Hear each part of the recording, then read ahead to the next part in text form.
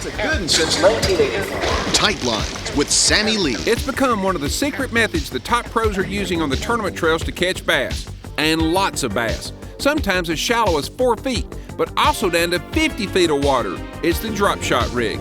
Hello, this is Sammy Lee. In just a moment, Aaron Martins will tell us the correct way to tie your hook on for maximum effectiveness when using this unique method of fishing. But first, this message. Need a good idea for supper tonight? Well, I'll spell it out for you. C is for cashew crusted with tomato basil cream. A is for almondine. T is for Thai-styled lettuce wraps. F is for fillets with firecracker sauce. I is for tangy orange sauce. S is for southwestern pan-fried. H is for honey barbecued.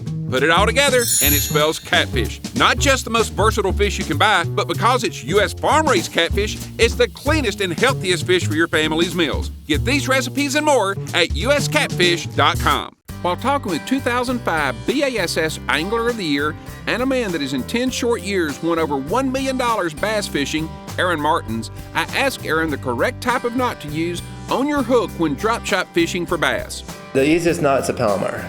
Because you can tie a Palomar anywhere. You just crimp the line and put it through as a loop, and you can tie it out. You can tie it with a 5-foot leader if you want to. And that's all I use is a Palomar. And you want to make sure the knot's really tight. When you tie a knot, you want to make sure that it's not crossed. Your lines aren't crossed, so they can break you off. I know a lot of people have problems with that because it's a light line. It's hard to see that close. But I always check it, make sure I hold it to the light or hold it against something white, and just make sure the lines are next to each other. Then you want to pull the main line really tight, and you want to wet it too. You want to put a little spit on it and lick it. Get it so that it pulls tight nice, and you want to take your tag end too and to pull that kind of tight. You just want to make sure that knot doesn't slide around easy. You don't want it sliding on the eye of the hook. You want it pretty stuck on there. Then what you do is you take your tag end line and hold it so your hook is straight up. I'll try to explain this on the radio, but hold it so your hook is straight up. How would you explain that, Sammy? This is hard. This is a lot people get wrong. It's horizontal. Yeah, horizontal. So the point is above the eye. Take your tag end, which is right here of line.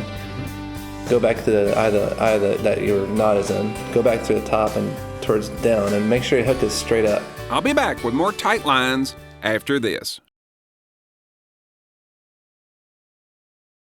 Aaron Martins will continue his visit on how to use the drop shot rig for catching bass next time, so I hope you'll join us.